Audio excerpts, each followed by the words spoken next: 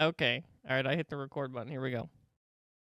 Right. Marathon. That's a marathon, guys. Marathon, marathon.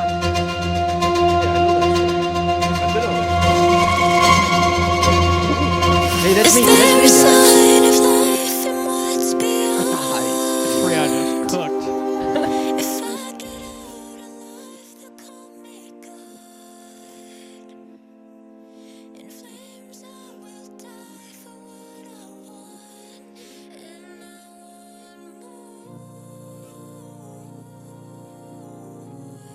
Outpost? Little Outpost gameplay. I was gonna say, where are they?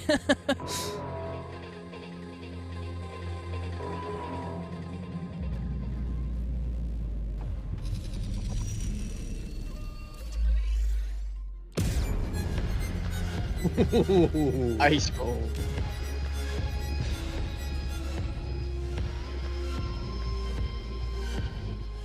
That destroyer forgot to put his shield back on after the last fight, apparently.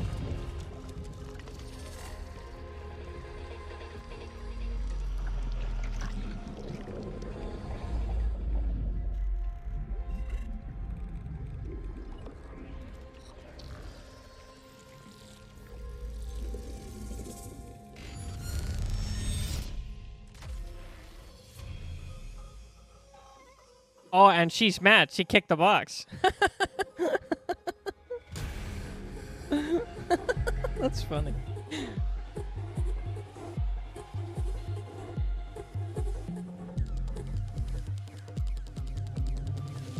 That's Star Marsh. That's Star Marsh. Oof. And I watched that happen to Joe a few times. Same Ray too. Yeah. Same map, same everything. Oof.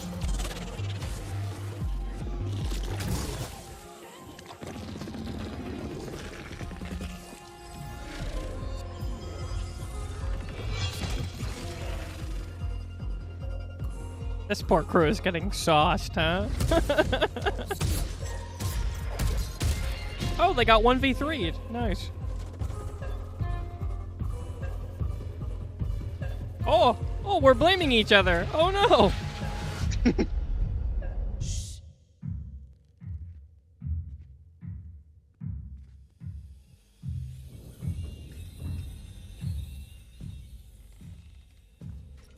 There's some chunky footsteps.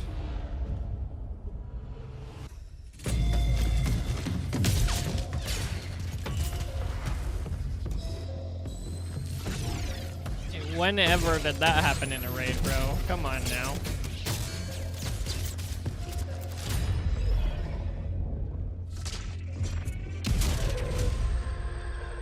Got his hands on a waster and they started winning, huh? Okay, I see what we're trying to advertise. It's unlocked. Uh-oh. Wait a minute. Why did it just become unlocked?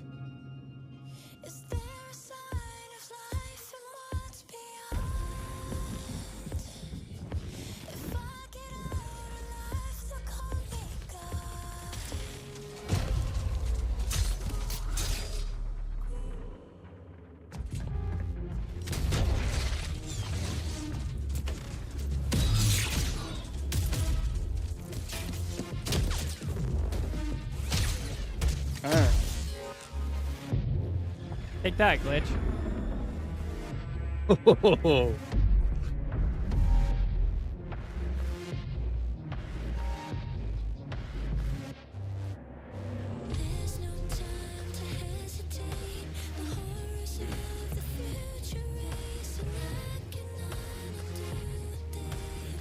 Look, it's you, Chuck.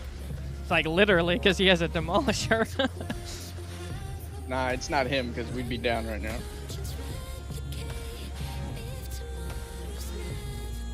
Thief baiting her team? Question mark. See, that looked familiar. Triage reviving the destroyer.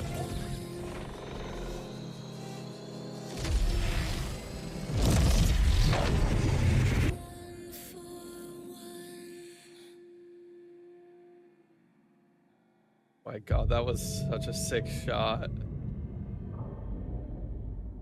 Uh-oh. Uh-oh. They're on it. They're on it. Why is the triage in the front?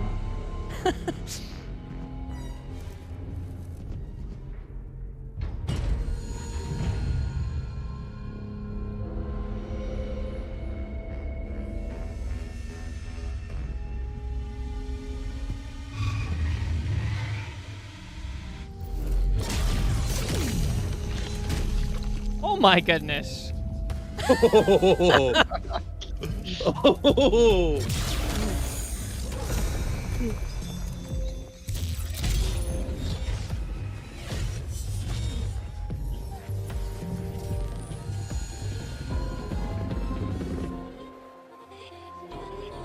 Yeah, there wasn't foreshadowing for that at Every all. Thief huh? player ever when this game launches. Yeah.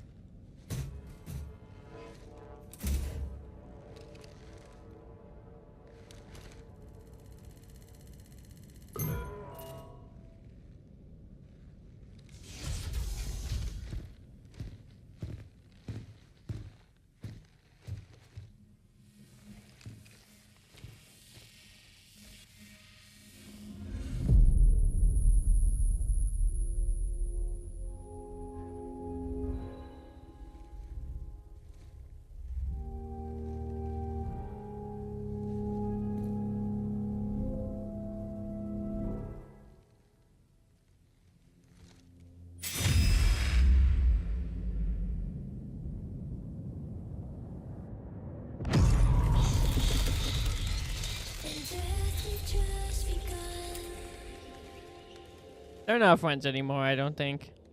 No, I don't think they get along very much.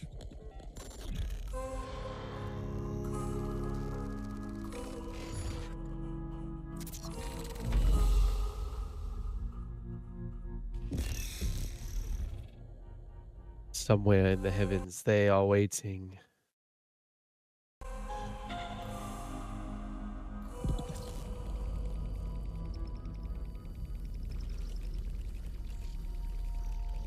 Very OG marathon. Come on, you have to give us a Durandal something in this. Are you kidding me, dude? I hate this. I hate it more than I hate anything ever. Beautiful. Ow. Well, what do we think? What are our thoughts on that one? I got two thoughts that I wrote down while watching that. Okay. Very nice. If only Assassin was as cool in game as that. Bunch of losers. I'm And noticing on that note, I'm noticing that a lot of the like cinematics that they're showing us, like everyone's dying like really fast. And I wonder why they're like showcasing that. Like that pistol, dude, I used that pistol a lot. I used it so much that I like raged out at it. I think it's the worst gun in the game. I ran up behind a glitch in one of my clips and I shot her in the back of the head 4 times with blue shield. Didn't kill her with that pistol. And that guy one taps the destroyer with it, and then they like all have it, and there's like one shot at the end, like they killed each other, and it's like it literally doesn't even one shot through the white shield, so I don't know why. It's not in-game content, guys. Don't be mad. Anyway, sorry. Carry on. and then also, they showed I also saved a thing about how they showed so many respawns, but I also said it's because they have a thief on their team. Ah. She was totally griefing them. They did some good I know. foreshadowing there. That was amazing. Wonderful. How about you, Joe? What do we think? What do we think about that trailer? Was it pretty cool? Yeah, I enjoyed it. It was almost like again to reference Love, Death, and Robots, but the cinematics were beautiful. Really interested to see how that that boss that I can only assume was a boss kind of The pans out in the gameplay. compiler. Let's go. It That looks thing so looks cool. that thing looks pretty dope. So I don't know if Oh that man. was in the playtest you guys never played, or if that's waiting to come out. The compiler's never been in any playtest. They've kept it under lock and key. Yeah. I Beautiful. think Yeah, I'm gonna be was really Cryo hyped to see how Archive even available? Was it available in the open alpha?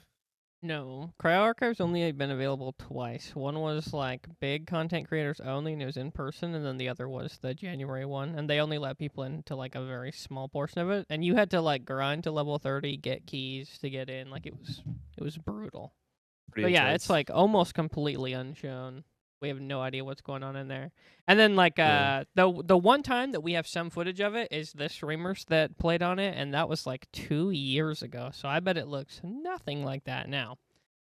Yeah, and the game completely changed from now until then for sure. Joe, for reference, the boss that you saw is actually in the original Marathon game, the very first Oh, one. really? I just got done playing it. Yeah, so they're like alien tech robots basically. Okay, because that was another question I had. Because it seems like there's kind of a bit of a story that they've got kind Just of a little going on. bit. Yeah, Yeah. just a little bit of a Just a story. teeny tiny bit. And like Chuck has gone full dive into all of it. He's played all the original Marathon games.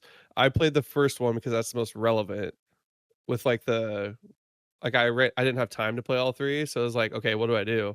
It's like just play the first one because then you have like the basics, which is like they're teasing an AI that is going to come out for sure down the line. That's just like basically Yeah. there's no way he's not going to be here. And then there's like an alien race that's involved in the first one, and like we haven't seen them at all, and so we're like, where are they? But the alien race had tech robots that they like enslaved basically, and that's the boss that you see there. So we already have reference for like actual gameplay, and they're like kind of they're not tankier, but they have a higher health pool than like your basic they're enemies. they're pretty tanky. Yeah, they're pretty tanky in the game, and so it's just like a natural translation to make it a boss. And it was like bolts that would like do high damage to you that you could like sidestep and like because it's like an early 90s game, so you like sidestep the bolts to like dodge the damage and stuff. But it's just like a hard light beam of light just coming at you in the trailer. It's insane. cuts the destroyer's arm off in one I shot. know, it just Pretty blows his entire crazy. side off. And then like I just like it's so crazy like seeing the 90s animations and then seeing like the cloak billowing and like so realistic is just it's so crazy to watch. Yeah. Yeah, I think the compiler design is phenomenal. He looks great. That Yeah, but every single thing I've seen is just been so good with the compiler. I'm so ready to play Yeah, that lab. I hope they make it so you've got to kind of go through like almost like a temple type of structural to dude, we'll get to it. We'll get kind of. to it. Oh my gosh! Oh my gosh! Thank God, dude. That'd be so awesome. Kind of just go through layers of like a stronghold to get to this guy and just kind of loot on your way and just fight through. What they've Pretty confirmed for Cryo Archive is they've said it's going to have raid-like mechanics, and they're like referring to Destiny there. awesome. But they've confirmed that there are seven different vaults. I think I had 5 keys during Server Slam, so I didn't have all of them in 50 hours of play, and like I guarantee you we're gonna need all 5 to get in there, or all 7 to get in there. So yeah, I think it's gonna be a while before we get in there and we kill it and we get out. I think it's gonna be pretty brutal. So yeah, I can't that's imagine super it'll just exciting. be PVE only either. I think No, they're it's gonna not. throw No, that they're definitely gonna PvP element in there to make it yeah, a little for extra sure. intense, The which would be short sweet. gameplay clips that we have of New Cryo Archive from like the trailer from a month or 2 or 3 weeks ago is like a ton of people. It's like 6 teams all fighting in like the same room. Like it's gonna be crazy. Yeah, we're gonna have to sauce the whole lobby, and then you're gonna have to beat all of the AI and go through 7 vaults. Like it's gonna be brutal. Awesome. But yeah, I don't even know what to say. I'm still soaking it in. It was good. I liked it. I thought it was awesome. Wow. So much news came out for Marathon today. Trying to decide if we should do news first or if we should do Server Slam first. I think we're gonna do news first, and then we'll jump into Server Yes. Slam and do our thoughts on that. Right. So, so we got 2 huge posts from Marathon on Twitter. The first one is wrapping up Server Slam. Did I like read it verbatim, or do you want me to summarize it for you guys?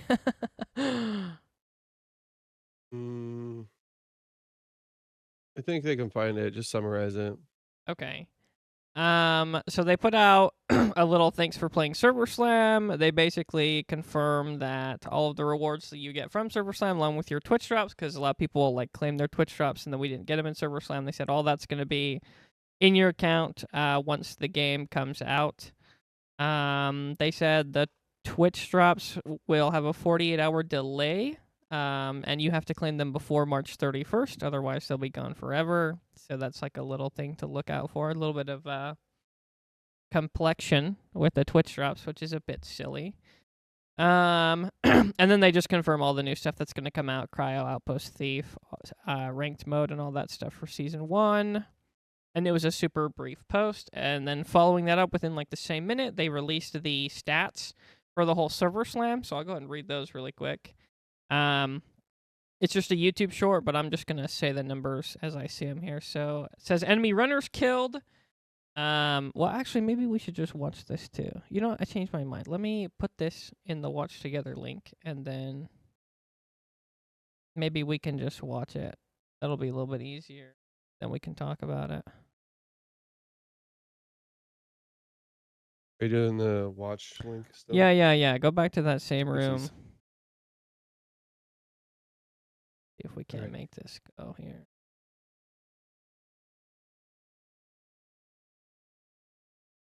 Okay, it's just like 40 seconds, so we'll just watch this super quick. Everybody in? Everybody got her pulled up? Yeah. Big time. So that's runners killed. Oh my goodness, that was the worst pause of all time. So what is that, like 9? Oh my goodness, I can't even tell. Easier to read on the infographic personally. Is there an infographic somewhere that they posted? I couldn't find anything from anyone. Yeah, I think on X it just had the. Well, maybe it's on their actual site. TBH. I don't know. I read a graphic, but I don't remember where. Oh, here we go. I found it. What did Marathon peak at? 140,000 players. 140,000. Okay, so it says total kills. That's 9 million. That's gotta be counting robots. Rook statistics. Rooks deployed, almost 100,000. Rooks killed, 550,000. So half the rooks that played died. Tick milk extracted, 145,000. Exfil rates, 41% on perimeter, 35% on Diarmar. So across the board, well under half of the players who loaded into lobbies got out. Most popular shell was Assassin. Dude, I know there's way more than this. And this is all they have on the Bungie thing. So maybe we'll still watch this, see what we missed. Oh, right there it says USEC enemies killed. Was that 129,000? Total deaths, 16,000. That's a lot. Holy. There's the rooks deployed. That's rough on the Rooks. It's 50-50 just about. A little more.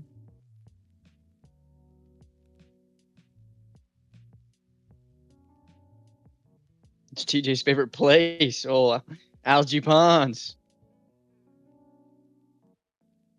I hate algae ponds. Algae Punch is amazing. Algae ponds is good when you get to the roof. My problem is that if I'm not playing with you guys, getting to the roof or the top floor was just a nightmare. They did not show what I wanted to highlight, and it's not in the blog here. Anyway, somewhere they confirmed that over half of the players that died were killed by UASC. And, like, that's why the raids were so Wow. dead. Because over half... Really? Yeah, I'm trying to find it. I might have just seen it on Twitter somewhere. I know there's a statistic, but it wasn't in either of those. Also, can I pause everyone for a sec? Yeah. I just received word that the preload is live for Marathon. You can go install. It The is preload is it is live for Marathon. 18.26 gigs. So it's like almost the same size as the Server Slam. Interesting. I think Server Slam was like 13, so we got an extra 5 gigabytes of content. Let's go. Okay. And by slice, they mean 2/3 of the game. Yeah, maybe. Unsure. Okay. Yeah, man, I cannot find the statistic here, but I know I saw it. I know I saw it somewhere, and it was a big deal. Yeah, that's crazy. Half of the people. Well, so, and like it makes sense, right? I felt like we were finding full dead teams all over the place to the bots.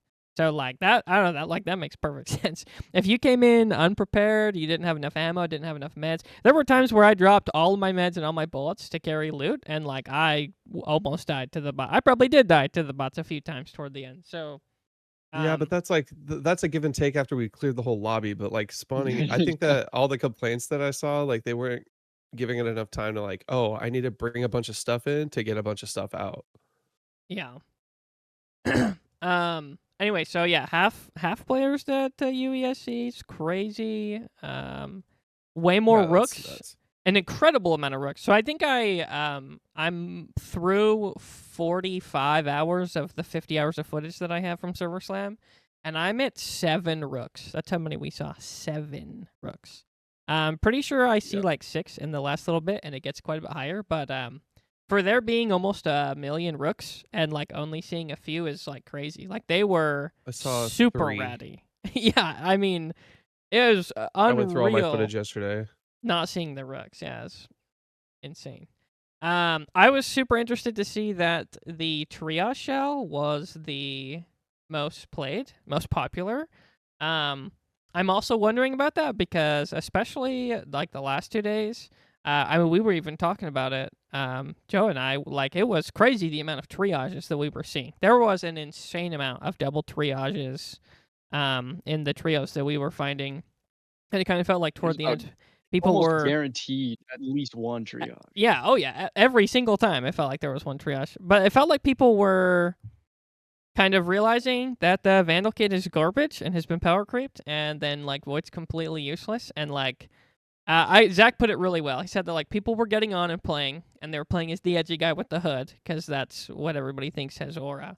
And then, like, you get curb stomped a few raids, right? And then your friends get on, and you're like, well, I want to win now. So then you play triage. And, like, that's absolutely what it felt like. But the fact that Void was still the most popular makes me wonder if, like, there were a lot of Voids, and they're just, like, they would see us first and then go invisible because they didn't want to fight and then run away. Because a lot of the clips that I see are of people just running away as the Void. They're like, look how good invisibility is. And then they run away.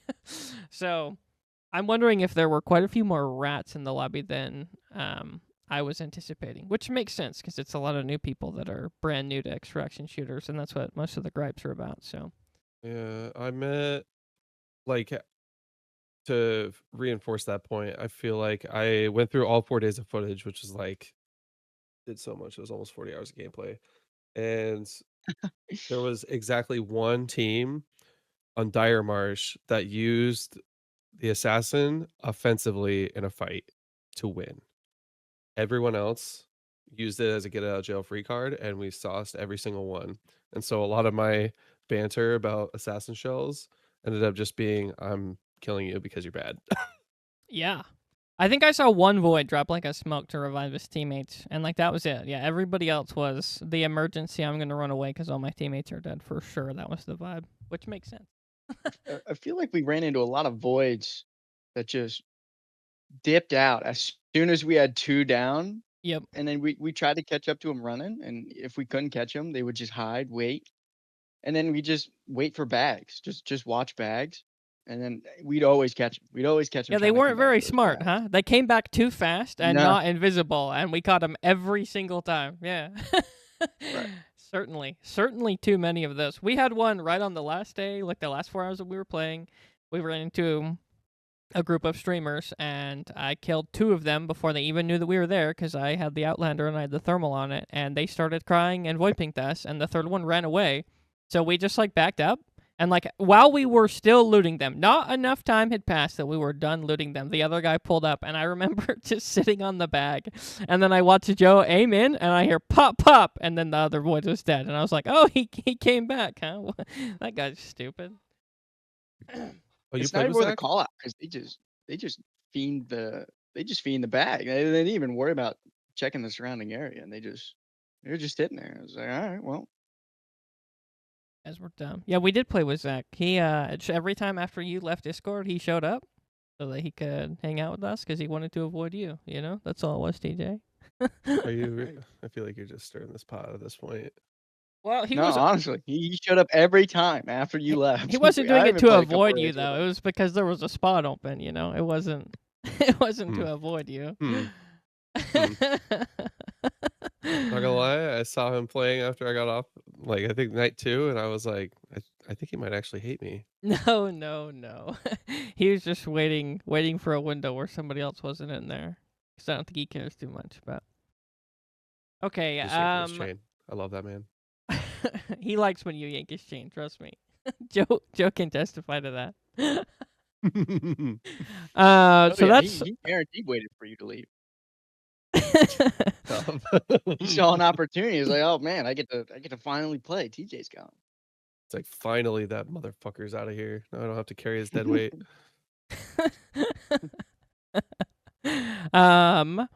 That's all our server slam stuff. I don't think there's anything else there. So the next thing, it's like 10 minutes after they posted all the server slam stuff, they did this introducing seasons in Marathon. I'm going to have to read some of this verbatim for sure, but the overview is just confirming a lot of what they've kind of already said. Wipes are going to be every 3 months. They said about 3 months, and then they didn't confirm a date, but they said about 3 months. It will wipe your contracts, your upgrades, your inventory, all that stuff. But introduction missions to factions will never be played again. So, like the first one where you get the cinematic, those will only have to be played once. Everything in your codex will stay for the wipes. So if you pick up the rare items or whatever, you won't have to redo those, or like masteries for runner shells and stuff like that, skins for weapons and all that being unlocked. Let's see here. What else? I think that's pretty much all they said as far as what's going to happen to our characters. Ranked will also be reset, so whatever your rank is will get reset. The rewards won't be from ranked, though. And then they have not confirmed any of the ranked rewards. Okay, and then we've got Season 1 here, what they've said we're going to get throughout Season 1. So for the first 24 hours, Cryo Archive will be locked. It will not be out. And the specific statement that they gave here is this. They said, once the community unlocks the way into orbit, the 4th zone, Cryo Archive, will become available. Prepare your mind and shell to take on this endgame zone on the Marathon ship, where you'll solve security puzzles, unseen frozen vaults, and come face to face with an entity even the UESC fears. Okay, I was slightly wrong. The outpost will be locked for the first 24 hours, and then Cryo will be whenever we unlock it. So that's kind of fun. They're doing another little... As a community, yeah.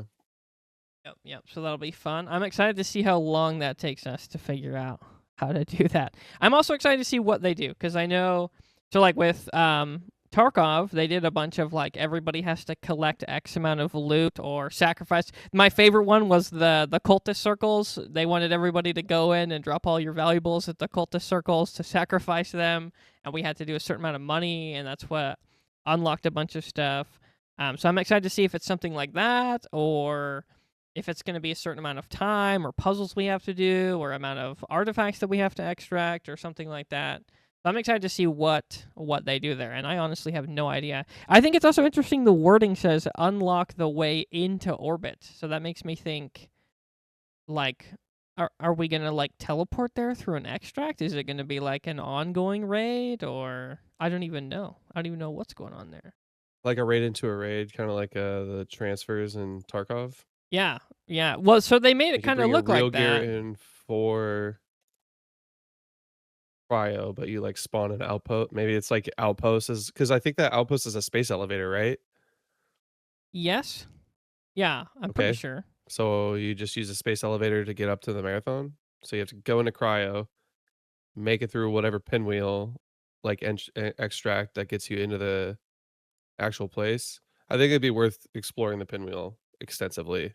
I think that there's more to it than what we saw. I think there's an extract in the pinwheel as well, so I wonder if like maybe that would just take you there. They kind of teased it there Yeah. in that cinematic. Like if you They extracted on Outpost, and then they were in Cryo, and that's why that's like the main thing that's driving my thought on it's a raid into a raid, because like yeah, like they you left take all your Outpost and then they were keys there. in, take all your keys in. So yeah, I think like spending a bunch of time in outposts to get all the spots memorized to unlock the pinwheel. I think that map knowledge will be important out the gate on that map. Yeah, that'll be super exciting to see what they do with that. That'll be awesome. But anyway, that's our Cryo news. Nothing extra there. During the second half of March, ranked mode will also unlock, so that will be like way after. I assume 2 to 3 weeks after. There will be exclusive rewards each season for ranked. Let's see Do here. you think they're gonna lock vault loot? Like, are you gonna have to get different loot for competitive, No, like it's or the you think it's ranked. just gonna be a shared vault? The ranked is just going to be based on you extracting with a certain amount of value in your bag, separate from your teammates. So like, it's just however much money you extract with is what affects your ranked for ranked mode. That answer your question? So it's not even kills. That's an Nope. interesting way Nope. of It's going just about about that. surviving with garbage in your bag. Yep. It is an Wow. interesting way to go about it. It's also what Tarkov leaned into for like the end days of like the evasion tournaments, which is kind of interesting. Just more evidence that like Bungie is watching everyone in the extraction shooter sphere, and like they're trying to take all the good things about the other games, which is a good sign, I think. But it'll definitely be interesting to see how that works out, because Marathon is certainly a game of killing more than it is of looting, which is half the reason that I like it so much. But they just again confirming what we're gonna have with launch: complete faction and contract progression. So you won't be kept at all the level 9s and stuff. And for reference, we know for a fact that Arachne goes to at least level 67. I won't say why or how we know that, but we know it at least goes that high. And all the other factions go up there as well. Let's see here. Thief will be ready to go at launch, so she won't be time gated by anything. Outpost will be time gated for the first day of. So on March 5th, when it comes out, it won't be playable till March 6th at 10 a.m. And then you will have to be runner level 12 in order to go there. So that's a little bit time gated and then also level gated. And that's it for season 1. I think we discussed that pretty. Any other big notes anybody wants to say about anything coming for season 1, or We got any more on any different shells coming in besides Thief? no? Well, yes, but that'll be part of season 2 here. So we'll just jump into that. So Gotcha. Okay. season 1 has a name. It's called Death is the First Step, and that's like the seasons are all gonna have like themes. I guess I should read that. So season 1, the whole theme is. Go ahead. Are these seasons going to be linked with wipes? Like Yeah. per season is going to be linked. Okay. Yep, and there'll be 3 months. So so season 1 theme is Death is the First Step, aka First Step. Is the start of the new gold rush on T.O.C. It's the beginning of a proxy war between rival factions competing for power and answers to what happened to the 30,000 lost souls on the new Cascadia colony. And as a runner, you're at the forefront of the expeditions. So that's season 1. Okay, so then we got a whole 4, 5, 6 paragraphs about season 2, which I thought was super exciting. So I'm going to read that. Season 2 is called Nightfall. You'll start to see the impact of your presence on T.O.C. 4 in Season 2. Your activities on the Lost Colony have not gone unnoticed, and the UESC are stepping up their security measures and responding force to your criminal activities. Each season of Marathon will have a different theme and unique combination of new features, content, and stories that continue to evolve the world and gameplay. We will also be tuning all of our loot and progression systems, creating space for new metas and ways to play and emerge. Seasonal updates will include a unique set of new content. So this is going to answer your question about the runners, Joe. Which are things you do explore and collect on T.O.C. This will include any combination of weapons, mods, cores, implants, backpacks, runners, shells, zones, PvE combatants, faction upgrades, contracts, and new ways to play existing zones. And I'm going to read the next one, then we can break that down. It says, for example, Nightfall will bring a nighttime version of Dire Marsh, where you'll fight to survive when the lights go out, UESC reinforcements flood in, and then there's like a scrambled transmission to end that sentence. Season 2 will also bring our next runner shell, along with the new weapons, mods, cores, contracts, and more. So right out the gate for Season 2, they've already confirmed we're getting a new, I don't even know what to call it, like mode for Dire Marsh. We're getting a nighttime version of Dire Marsh where the UESC are going to be way more, and then they've teased a new enemy, and then obviously in the sentence before, they say there are going to be new PvE combatants. So in my mind, we're like all but confirming 4, which would be amazing. We'd love to be able to shoot some aliens. Then they also confirm an entire new runner shell also for Season 2. So by like June of this year, we're going to have another character, another map, and almost certainly aliens, which will be awesome. So, and that's pretty much it for the Season 2 news. Nothing else too big there. I think that is going to be it for the marathon news that dropped today. Because I'm not seeing anything else. But I'm sure more stuff will come out today. They did say today was going to be the biggest day for the news. But anyway, yeah, some awesome stuff. Some super, super awesome stuff. I'm kind of amazed that they have as much of Season 2 planned out as they said they did. That's really interesting. They have definitely planned ahead, and we're going to get a ton of content right out the gate. So they were definitely never even planning for a Concord 3-4 situation. Which is good news, I think. Okay. Yeah, Bungie executed fairly well for a new game. Yeah, I think so too. I think it's At one least of I the think. better launches I've seen in a hot minute. Yeah. Okay, so let's go ahead and jump into Server Slam that we just finished up. I guess, Joe, you want to go first? It's kind of your first, like, deep experience with an extraction shooter. You've dabbled with a few others, but what do we think? What do we think about Server Slam? You played a lot. Played a lot of Server Slam. That's right. Yeah, I played with you mostly, which is nice because you know a lot about the game. You definitely had your time in the playtest. I've But played a little bit here it and was there. it was definitely very refreshing when it comes to a first-person shooter. And it's not even the extraction first-person shooter that kind of was the refreshing part. It was more of, I don't know, the guns just were very smooth. Like you could get fairly balanced based on the way you play with each gun, which was nice. You can kind of choose your gun based on play style. What's your favorite gun, Joe? And oh man, it had to be the long shot. Had to be the Just long getting shot, that huh?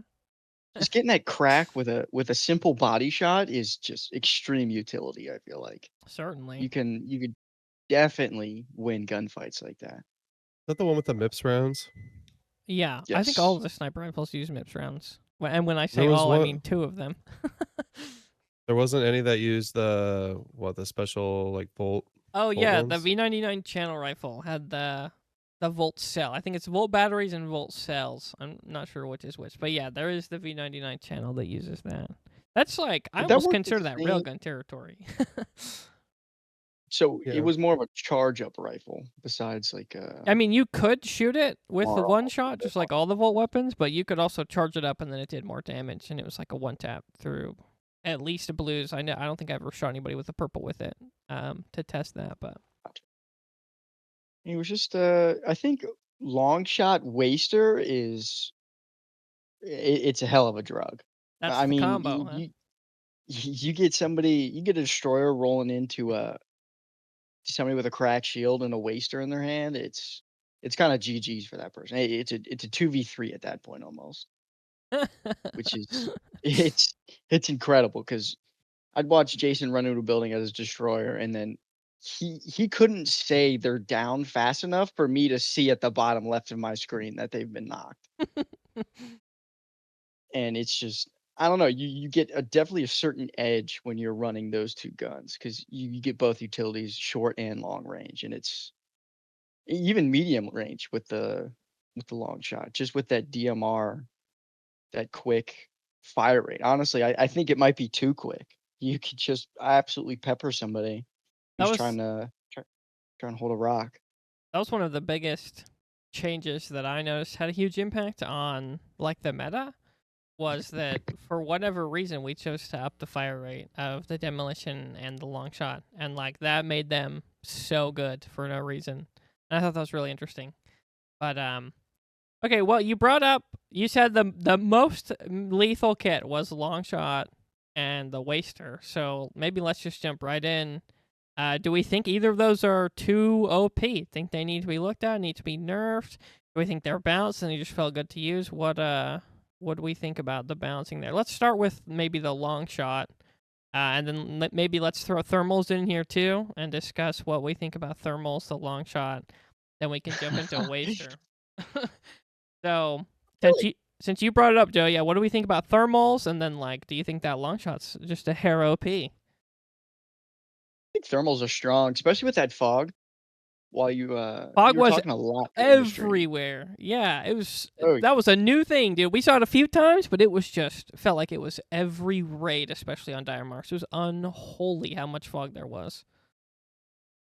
it's just like you could if you weren't running a thermal with the long shot, you could definitely almost dissipate the fog a little bit. It kind of like almost focus in.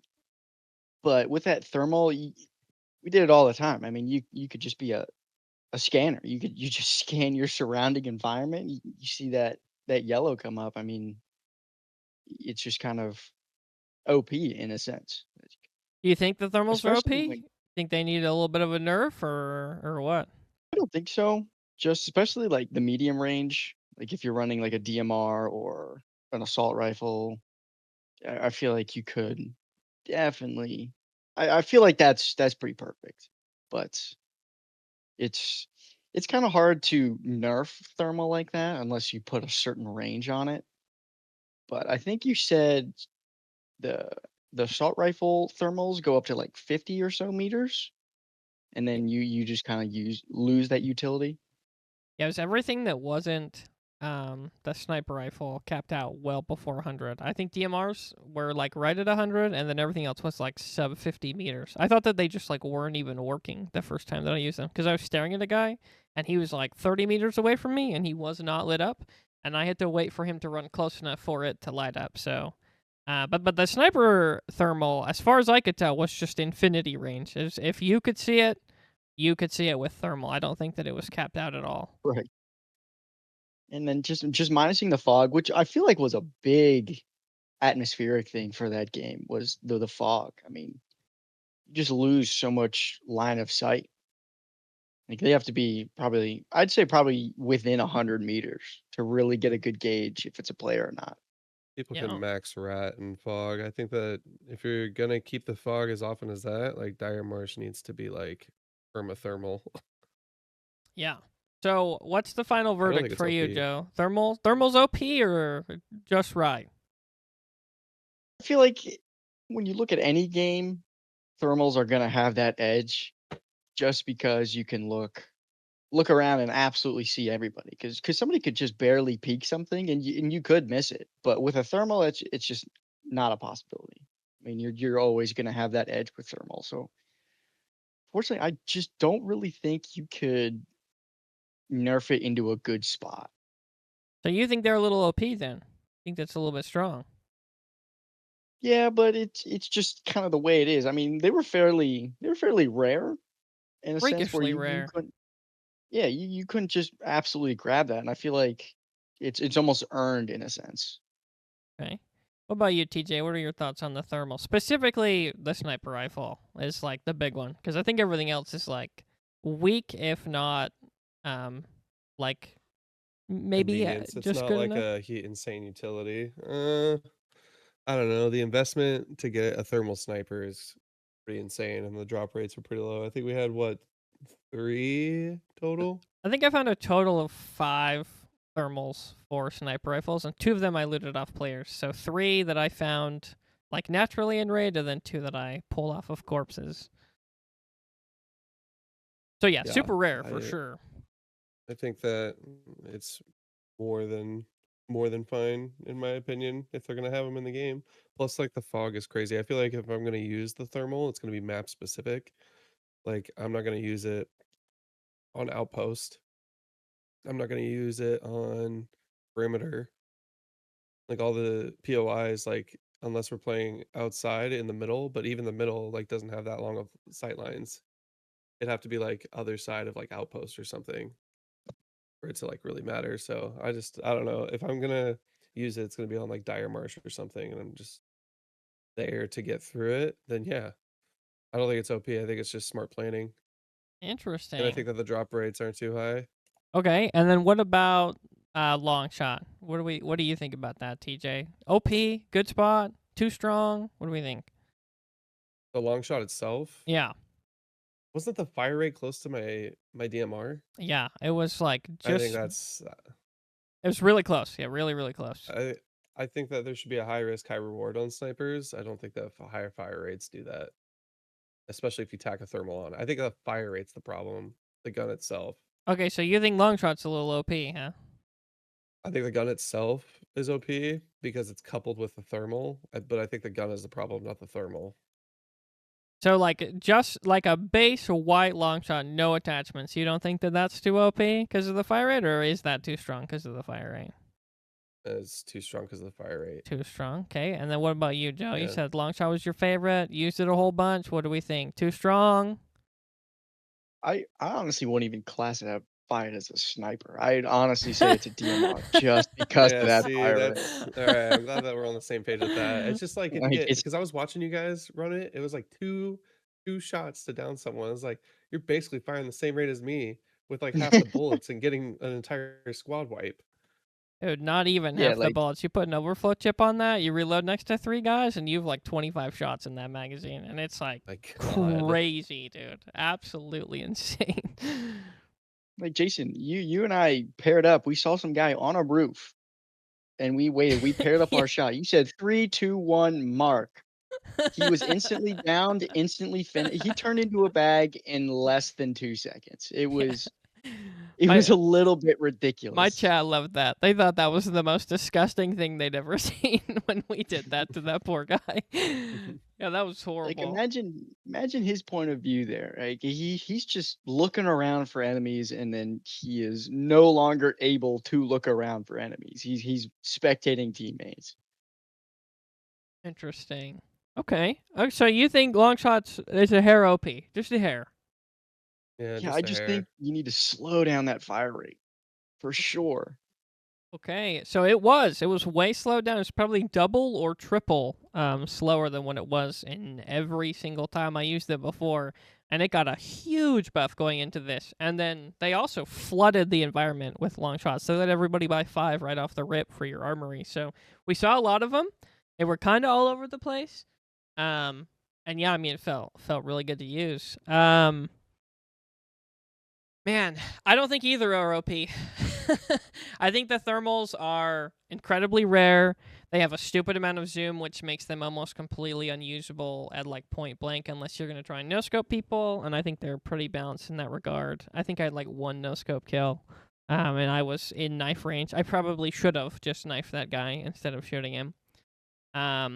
But yeah, super rare. They had an incredible amount of zoom, which made them like really only effective at a much, much longer range. And then they're not super accurate when you're moving. And then I think every single one of them that I used had an incredible amount of recoil. I think it's really difficult for like regular people to pick those up and use them. But then more importantly, I think that the thermal scopes were more than rare enough that they weren't an issue. I will also add that like I killed plenty of people using thermals, and not once ever did I die. And I was like, dang, that guy had a thermal, and if he didn't have that, I wouldn't have died. Like I never felt a super unfair advantage when someone had the thermal against us. And that's also my reasoning for thinking the long shot's not OP. I think it's in a pretty good spot. I think it's about the same fire rate as the sniper rifle in Halo, but it does like a very similar job with a little bit less damage. You're not gonna see that just creaming people with blowing up shields because it doesn't one tap. But I think it's got a ton of recoil. I think the long shot was incredibly rare to find outside of them flooding the environment with it, because we saw kind of when we got to like that last day, we weren't seeing a lot of long shots because a lot of them had been used up. And like really, we just saw a ton because the environment got flooded. And then again, never ever did I die. And I was like, dang, like that long shot's OP. Like that killed me way too fast. I never felt like I got cheated in that regard. And it was mostly because it was always a 2-shot body shot. So like if you were smart enough to take cover or move or hide after you took the first one, you never died to that in 1 shot. Pretty similar to the Waster. I never felt... I guess we can kind of lead into shotgun here since I'm giving the final thoughts on long shot here. I never felt like I got cheated by the Waster. Every time I died to a Waster was because I made a poor choice. One of my last clips against this other 3-pack of streamers, like I kill 2 and I go in the building to kill a third. I knew he had a Waster, and like I tried to go in slow, and like he came out and he thrusted at me and he killed me with the Waster, and I like never once was I like, oh, this shotgun meta's so strong, they need to look at this. It was always like, wow, maybe I shouldn't have gotten within 15 meters. I have another clip of us on perimeter where we kill one group and we're moving up the hill, and I see the glitch. She's on the other side of the rock from me. We're within like 5 meters. I see she has a Waster, and I called it out to you guys, and I said, let's retreat back. And we ran back to the other side of the ravine. We took the longer range fight. We killed all 3 of them. There was like no issue. So similar to the Waster, I don't think that the long shot's OP. I think it's in a really, really good balanced spot. I think you have to have an incredibly high amount of skill to get the value out of it. It's not super punishing because it's more than 1 shot to kill, so you have all the room in the world to outplay that with your abilities, the environment, and all of the utility that they give us. I guess on that note as well with thermals, I forgot to add, you can't see invisible people through thermal, so anything that makes you go invisible completely counters thermal, which I thought was really cool because we've got a lot of things like reloading makes you invisible, cores will make you invisible if you slide, Void has invisibility, the bubble shield that you can drop, which is just the grenade, that also you can't see through thermal with that. So there's a lot of things that block that thermal. And I thought that felt really good. So, yeah, I don't think any of it's OP. I think it's all in a very, very well-balanced spot. And I think they've done a lot of work fine-tuning that and listening to a lot of the feedback from everybody on the NDA side of things. And I think time to kill is, like, perfect. I think the shotguns feel really good. I think that last nerf to the Waster really put it in a good spot. If anything, it's a hair weak right now. And I think that long shot's going to be fine. My only concern is that if they flood the market with them, it's going to feel pretty rough for a few days. But like I said, by the time we got to that last day, I didn't feel like we were seeing them as much. So I certainly didn't think they were too OP. But let's talk about the Waster. I gave my opinions. What do we think? We'll start with Joe. What do we think about the Wastelander, as you called it? Too strong? The Wastelander, for sure. Too strong? Too common? What do we think? No, I think it was in most kits, I would say, we found with people who actually had decent gear. Yeah, I think Most people, I consistently, feel like we're running I think we Wastelander. found one in the trio, right? At least, if not more. Yeah. For sure. I think it's in a good spot. I mean, you definitely have to close the distance to get some sort of utility, obviously, which is definitely playing into like the assassin and the void shells. But other than that, you have to make, like you said, a poor choice to kind of get hosed down by a Waster. For sure. You gotta be a bot to get killed by one of those, dude. So I wouldn't say that's I wouldn't say it's overpowered in any sense. I think it's exactly what you said. It's very balanced. It's close range. That's it. I mean, I never found a Waster or used a Waster that had buckshots. I didn't really know how they kind of ran when it came to gunfights. I think Nezu found one, but I think we were quickly executed before he could ever use it. Talking about So I the think gold mod it's that he found for the Yeah. Waster? Yeah, Yeah. it's just been like nerfed into the ground that it doesn't It doesn't shoot past like 6 meters. I think 3 is what your kill time is with 2 shots, and with that mod it goes out to like 6. So like it's not a huge buff. It feels like really weak. Like close range battles, if you're running through like Holler or something, that's where that gun I feel like would shine. In buildings for sure. Yeah, I think so. you're getting pushed in really hard, and you have like a counter. I have like a Right. lot of clips of people trying to push us. Someone got initial knocked. They tried to push into a building that we were sitting in, and I was just like insta downing everyone because they pushed in poorly. Yeah, so like yeah, lead us into your thoughts on the Waster, TJ. You're a big fan. It was your favorite gun in the NDA test. What do we think? What do we think Not my about all the favorite gun, but nerfs? I think the nerfs are fine, but I don't think it's enough to give other secondaries a chance to shine. It's just too good. Like pistols just take too long. You know what I mean? Yeah. Submachine guns still have their spot. I think that they're fun. What is it? The bully. The bully actually was like a good alternative. I found myself running quite a bit. Just because it's like heavy rounds, so it's easier to use on UASC. I didn't feel like I was wasting so many shotgun bullets. Uh, so the bully was fun, and you could run different chip mods and stuff. But I think that I think that it existing and pistols just not having enough effectiveness, even fully upgraded, just kind of negates the whole thing. So you think the Waster is a little bit OP, a little too strong. Yeah, no, I think that pistols are just too weak. I don't think it's So OP. like what would you do to make pistols better? Well, I guess actually, do you think that pistols should be better? Like do you think that's Mm, a necessity? Do you think they need to be stronger, or do you think they need to function like pistols? no, I think they need to function like pistols. I think that everything's pretty fine in my opinion. I think that if you're running a pistol loadout, you want to do a pistol loadout and come in with like heals and gear a little bit. That's just an alternative to playing Rook with like more structure to it, and you can get contracts done. I guess I was going to So add as well, like the pistols were 50 to 150 credits between all 3 of them, and yeah, like your overrun was 500. So like it is so much cheaper to run the pistol, and you get like a lot less value out of the pistol, and like I don't know, that's how it is in all the extraction shooters, right? 5.7's great in yeah. Tarkov, but like it doesn't have anything on any DMR or No, AR-15 that you can bring in. but you sign yourself up to that gameplay loop and that gameplay style. It's just not used. Like if you're gonna PvP, it's not used to go as a solid secondary to like the long shot. You know what I mean? Yeah. Do you think it should be? Mm, Because I think no. Like, I think it's in a good spot. I don't think it should have anything on the Waster. I don't think that you should think about using pistols. Once you get to, like, blue maybe shields, you can buy shotguns. I don't think you should ever be touching a pistol again.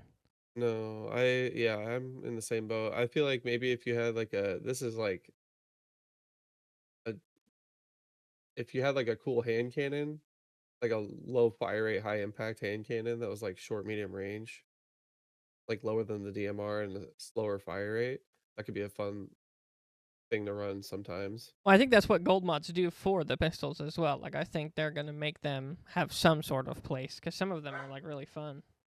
Yeah, I can find myself running those like after I run real loadouts. I don't. I think that they shouldn't. I think that I'm in the same boat. I think they should just be sitting as like you use them early or use them when you're chilling, but nothing otherwise.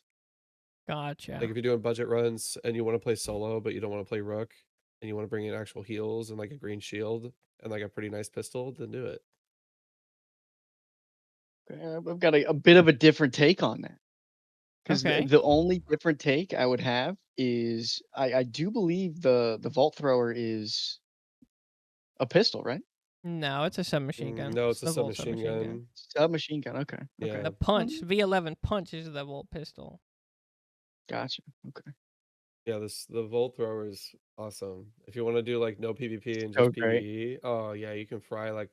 I find myself in early runs with Chuck and Zach when I played with them a lot. We would go to Holler first almost every perimeter run, and I could run the Volt thrower and pick up something better from the crate. Yeah. Like 9 times out of 10, because we And would just fry all the UASC so quick with the Volt thrower. Before any players got there, I'd have a new gun by the time they showed up. Voltor is crazy good. That thing is nuts. There's a gold mod for it. Makes it turn into the Needler from Halo. Pretty strong. Pretty strong. Yeah, there was someone was using it against us, but we fried him too quick. But I saw it. I think I killed 2 Someone was people with running at that one mod on point. the Volt Thrower. Felt like it was the most common of the gold ones. I found that one quite a bit. Yeah. I think you could be almost in contention with the Waster. It's pretty Like high you DPS close at that point blank. distance on somebody with a Volt Thrower, you're in trouble. And it's honestly probably just because of those 2 shots that the Wastelander or the Waster can offer. The Wastelander. I almost said it. I I love wanted to be the Wastelander so bad, but you miss those 2 shots, you could get fried right then and there. Oh, But yeah. with the Volt Thrower, you've got some chance.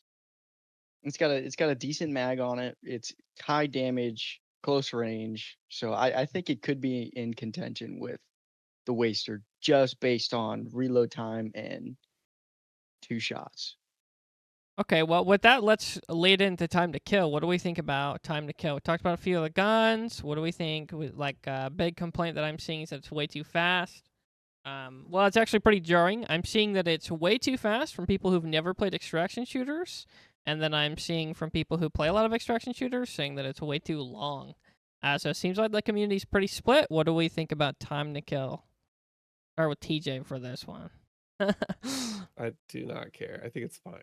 Think it's fine. Okay, and no other It's not your thoughts, cup of tea. huh? It's not your cup of tea. Okay, Yeah, it's just like okay. I don't really. It's just like I feel like time to kill is something I don't really care about. It's just like the card that the devs decided to deal to us, and so I just like don't really care. I think the gameplay loop is fun, and the time to kill is fine. I don't feel cheated.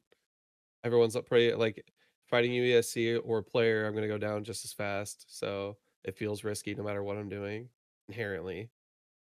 Um, there's there was a lot of like initial like when the open alpha, there was a lot of like there's not enough tension. I could get behind that. Um, like oh my god, I need to get out, but also like we didn't play enough of like the end game to like care about the stuff that we had. You know what I mean? Yeah. So all right, that was just like a little tangent, but time to kill and then tension and just like the gameplay loop overall kind of all ties together. So yeah, I don't know. It's just like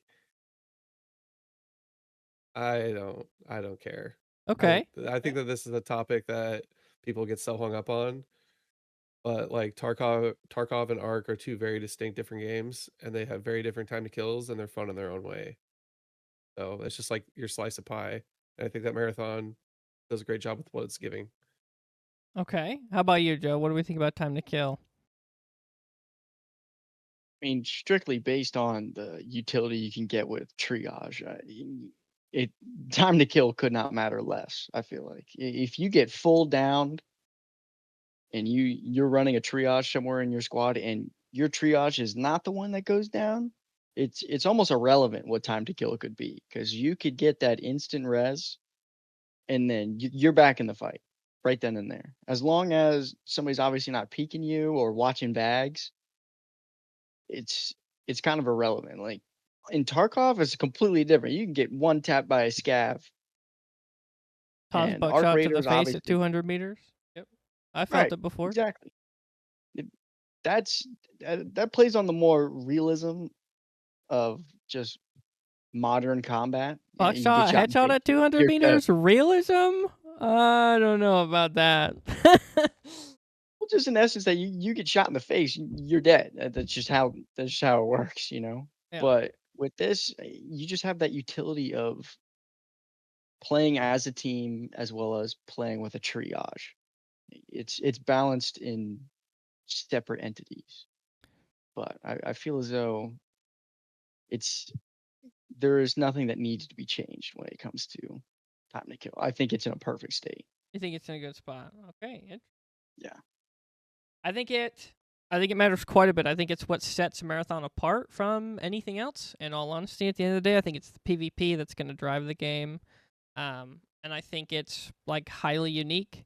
In Tarkov, we have stuff that can full one-shot you through the best armor. You can be dead in less than a second. We have stuff that can kill you in less than a second through your legs. We also have guns and weapons and ammo that will take 2 full minutes to kill you, or just couldn't in over 500 rounds of shooting.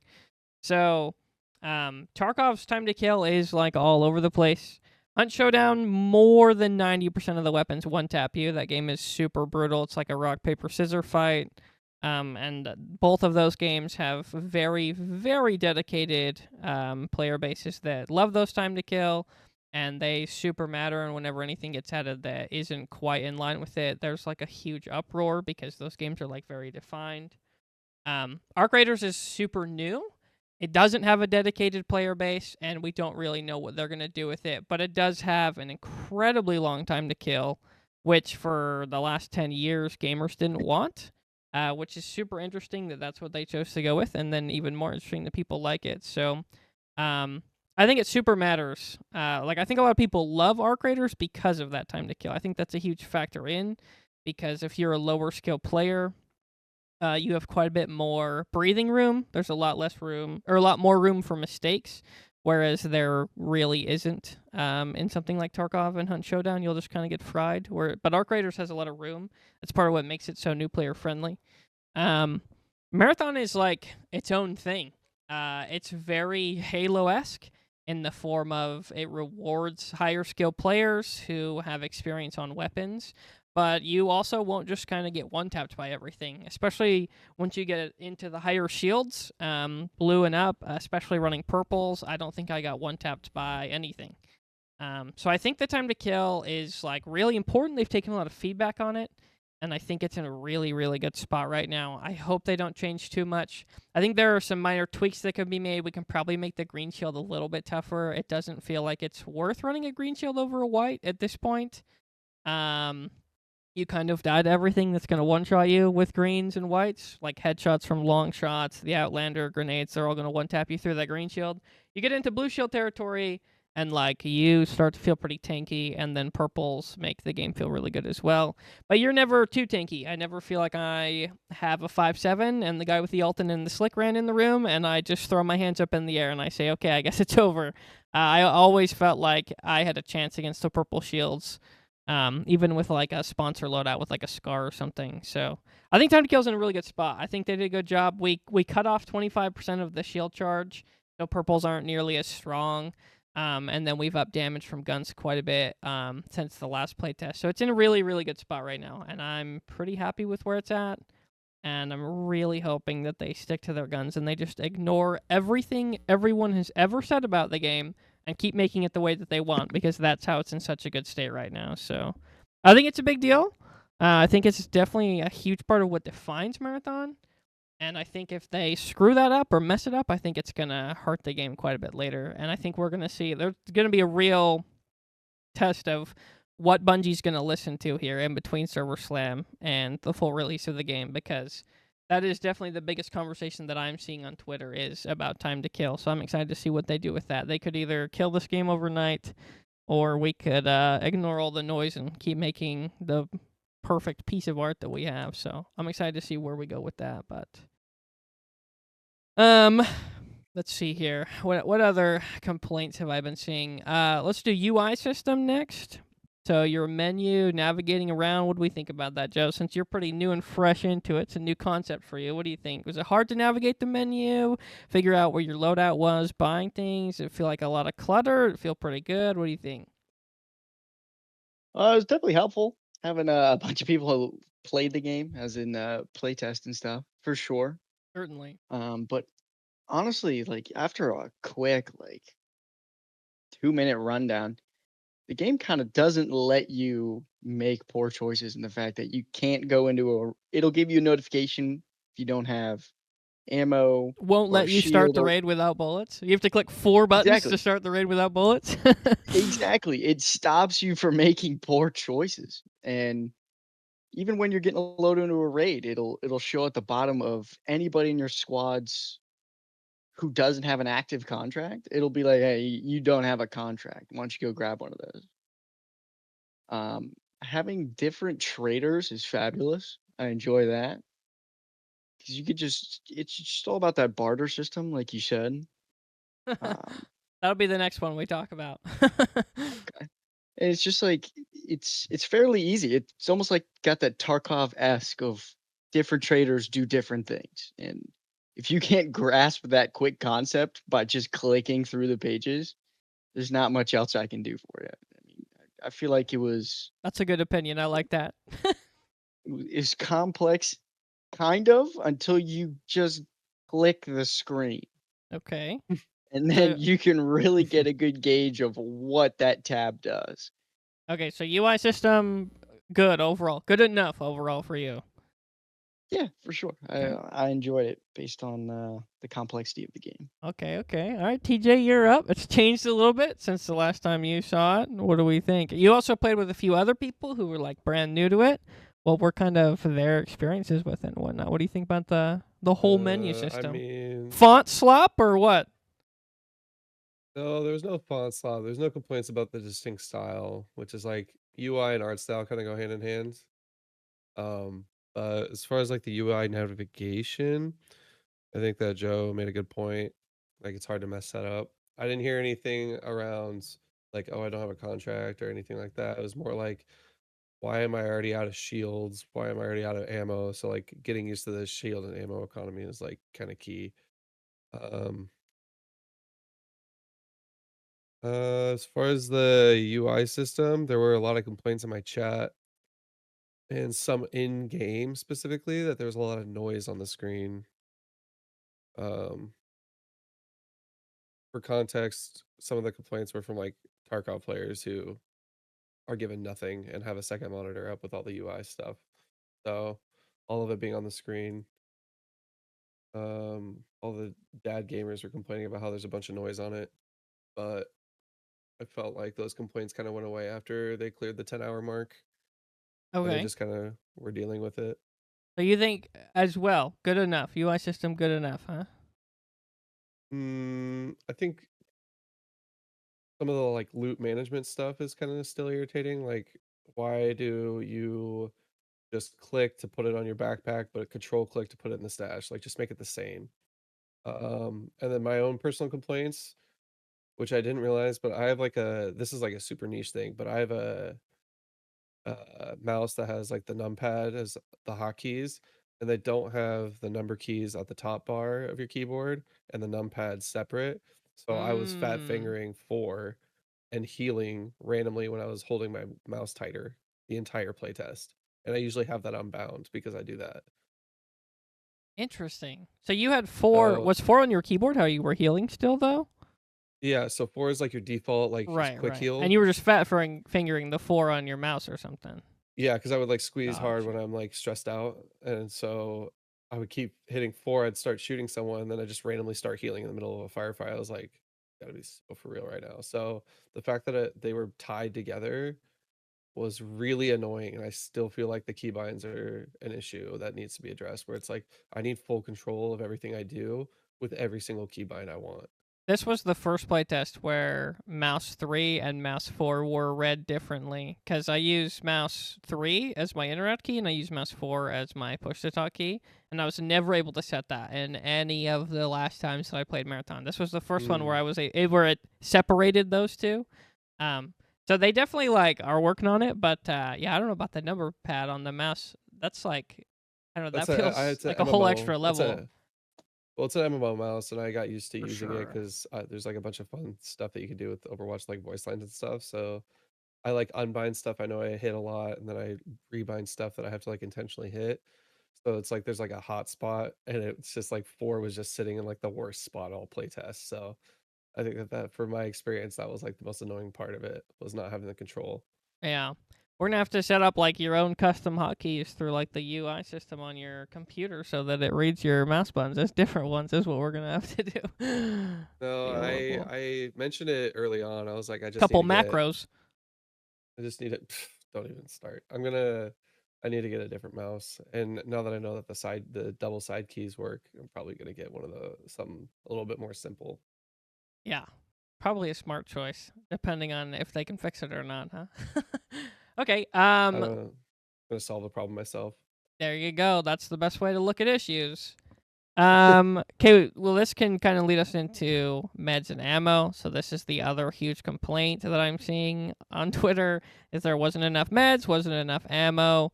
Joe, you hinted at it with the barter system, and then TJ, you said the bigger issue your friends were running into is not enough ammo, not enough meds and shield chargers. So, we'll start with Joe again. What do we think about ammo, shield chargers, and the patch kits? I think there were too many, not enough, too hard to find, too expensive. What do we think? I mean, I would roll in every raid with 3 of each. 3 flesh and Only then 3? shield.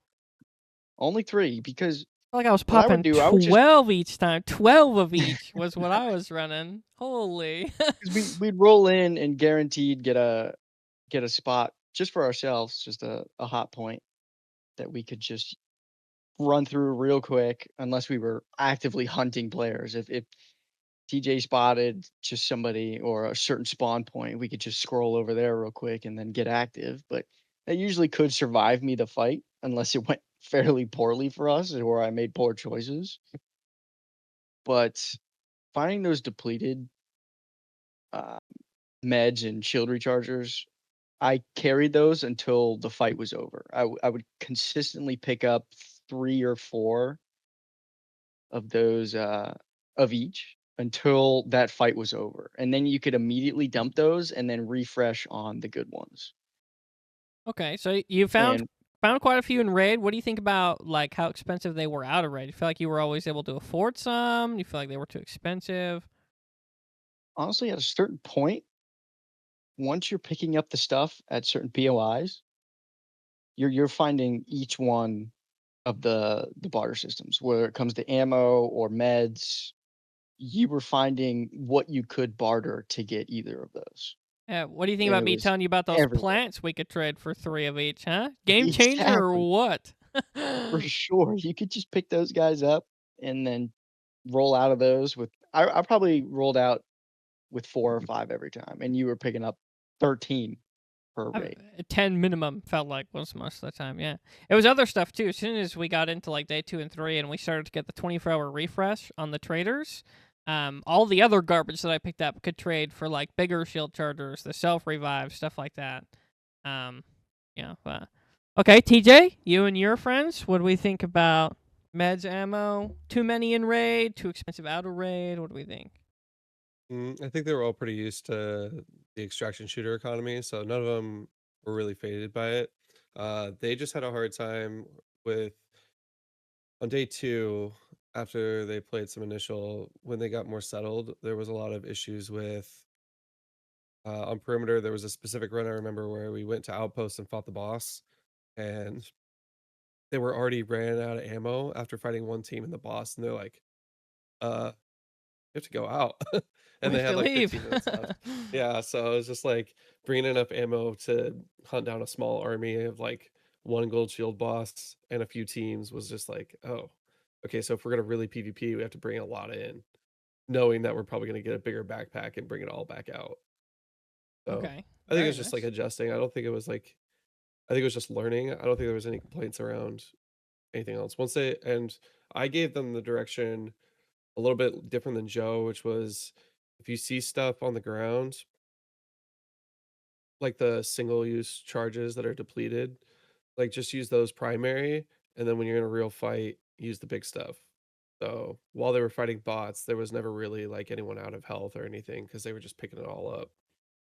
The So I think that first thing that you said there, I think is super key. You said they were used to the extraction shooter economies, and I think that matters more than anything else. It was being used to low amount of healing, low amount of bullets like that. That is extraction shooters, right? That's the friction that we play them for. Um, I yeah. I made a big post on Twitter this morning about that. Like, without the friction of those limited resources, it's not really an extraction shooter. All the extraction shooters have those, right? Like, that's how it works. Yeah, as far as the extraction shooter economy too, the one thing that I will say that I had a difficult time with, and this is why I felt so defeated, I think day 4 was because I had a bunch of stuff and then I lost it all. You guys kept rolling. So recovering from that, there was a lot of success with my pizza and chill guys where we would go to 1 or 2 POIs instead of clearing the whole map, win a few fights, and then extract with our stuff, and we got stuff really well from doing that. And when you lose a bunch of stuff and you have to scale back to that gameplay style, you don't want to do that. You want to keep running around. I found it very difficult to adjust back after being loaded with like purples and all my gear for so long. Scaling it back to okay, we just did 2 POIs, let's exit so we can like regroup. Hard to slow I down, found huh? Didn't want to hit the brakes. yeah, no, hitting the brakes was really hard for me personally. Yeah, yeah. No, I think I think all that's super accurate, and I think it's basically all summed up by everyone complaining about that or people who haven't played extraction shooters at all. Even Arc Raiders, which is the most casual of all of them. If you want to kill a matriarch or queen, or if you're planning on farming out the whole map, you're bringing 6, 7 stacks of ammo in. You're bringing 9, 10 shield chargers in. You don't just go in with nothing. And I think that's just an extraction shooter thing. That's the friction. That's what makes the game the game. So I think a lot of those complaints are super silly. And I think Marathon, more than like any other game, is easier on the meds and the ammo because I don't have multiple ammo types that I have to worry about for like each weapon. So there's no Hunt Showdown, there's no Tarkov like knowledge gap that you have to pay there. And then I can buy an infinite amount of ammo from the traders at all times at no increasing charge, right? I can pay $200 for light ammo. I get a stack of light ammo every time for 200 coins. So like you have an infinite amount of ammo sitting there waiting for you at all times. And then same with the med system. And New Caloric has the greatest barter system I've ever seen in my life, where you're trading 1 plant for 3 shield chargers. Or you're plating 2 of the little hoses for a stack of ammo, or 2 of the unstable gunmetals for ammo. And like I just had 150 plants, 150 unstable gunmetals. The whole I couldn't find any lead. Joe kept picking up all the lead on Dire Marsh, and he wouldn't let me have any, dude. It was bullshit. He wouldn't give me any of the lead. We'd extract. He had all of them. But I always had all the stuff for bartering, and most of my shields, meds, and ammo all came from bartering. And then, in addition to that, I was just not picking up the ammo or the meds from the people that we killed because I was filling my backpack with stuff that sold for money instead. So when I ran out of barter items, I had like 50K to throw away on ammo and shield chargers. And because there isn't an increasing rate, I never found myself low on ammo, low on meds. And I'll also add, I think most of the people we killed outside of sponsor kits were the same as us, right? I saw 5, 10 plus shield chargers. I saw 4 or 5 stacks of ammo. People were coming in loaded because I don't think it was very hard to get the ammo and the meds for extraction shooter players. But I think we had an incredible amount of Destiny 2 kids and an incredible amount of Apex kids. And I think the whole concept of ammo and meds being limited was just like mind-boggling to their little brains. And I think that's what most of the complaints are. But yeah. So, I would like to put in that you mentioned Destiny 2 players having issues with it, not me. Yep. I will be the one who kills all the Destiny 2 players. I actively avoided that comment because it's I mean they didn't have any They're clowns. ammo. Yeah, they had infinite ammo forever. We played with a few Destiny 2 players, and they were terrified to lose their gear. You told me this like 4 weeks ago. We were playing, and you were telling me that like the Destiny 2 kids were going to cry when they lost stuff, and I was like, it's not going to be that bad, dude. We had kids with blue shields that were like, I don't want to lose this. I'm like, really? This is your first time experiencing loss? Like, this game's going to be rough for you, buddy, because it is just going to cycle and cycle, dude. Brace yourself. Told you. It's like I told the you. barter system they added was so strong. I'd be saving so much money on not buying meds and stuff that at a certain point, my wallet in the game Maxed would out? be You had to get your upgrade to get just more about money, maxed Cat? out. I would stop using the barter system to buy To spend ammo money and so that ammos. it wouldn't Yeah, overflow? exactly. I had to stop using it in order to keep gaining money. That's So funny. I think that's just, especially when you're killing the PvE elements in the game and you're running like a light ammo gun, you kill enough, you'll regain all your ammo back. The ammo drops that some of those USEC had was ridiculous. Yeah, especially the commanders. They drop like 2 stacks, and it takes like less than half a stack to Right. kill one. So you're net positive 1.5 stacks of ammo. So Exactly. And if you got everybody firing at them at the same time, you're just gonna gain your ammo back for sure. that's another one of those extraction shooter things that I think a lot of people don't realize. Again, even with the most casual one that I think borderline isn't an extraction shooter of Arc Raiders, you loot all the wasps and all the hornets that you kill, and they have ammo for your guns. I think a lot of people don't realize that like looting the enemies that you kill is like almost essential, right? Unless you're like overflowing with ammo. Like, you shouldn't really be shooting and killing AI unless you're going to loot them and get your ammo back. Otherwise, you're just, like, it's a net loss for killing them as far as your economy goes in-game. So that's, like, another thing that, like, you just kind of have to take a deep breath and, like, learn what the extraction shooter feels like rather than crying about everything on first contact, you know? Okay, I think that's like pretty much all of the crying that I saw. I didn't see any crying over Void invisibility. Anybody else? Anybody hear any tears about the invisibility for Void? Because I didn't see a single one. I have decided that my video branding is going to be centered around all the assassins we kill and every rook we destroy, because I am not going to be friendly to any rook I ever see. Dude, we 'Cause have if you're a gonna rat that horrible, hard, I don't care. we have a horrible I rook do not kill on care. the beginning where he climbed up the ladder and he was like waving at us and we just killed. Yeah, I have a clip going off of us camp in the corner outside Holler, and we're like, "Oh, team's coming!" And it's just like one small rook, and we obliterated him, and without a single hesitation, you're like, "Oh, it's a rook," and I just walk up to him and just end him, and I'm like, back to the lobby. That's terrible. That's good. They deserve it. That was my policy for Scavs and Tarkov too. No mercy. Never, ever No, any mercy. nope, I don't care Um, if you VoIP. It's back to the lobby. I think the only ability thing that I saw people even talking about was that insta revive on the triage, but I don't think I saw anybody like actually crying about it. It was more just like it felt like it was in a good spot because we see a lot of other games really struggle with the insta revive stuff. We saw Hunt Showdown add insta revive dart for the crossbow, and within 6 months, fully removed from the game, no longer existed because it was too OP. We saw stuff like that in level 0. We see stuff like that all over the place. I think the defibs and arc raiders are like freakishly strong. I hear people complaining about that all the time. What do we think about that triage insta revive? Too strong? Good spot. Does it need a longer cooldown, less range? Joe, since you were the one using it the most, what do you think? What do you think about that insta revive? I think they need to work on the actual shot of the. I know exactly what you're referring to. Shot through the roof and revived me. Yep, wonderful. Right. So funny. Yeah, definitely saw both of the strands hit the bottom of the roof, but Jason still got up. I genuinely thought I missed because I saw both of them He hit the goes, wall. he goes, crap, and then I stand up and he goes, oh, it's okay. So that might need a little work, Some hitbox but changes, all okay. around, Reasonable.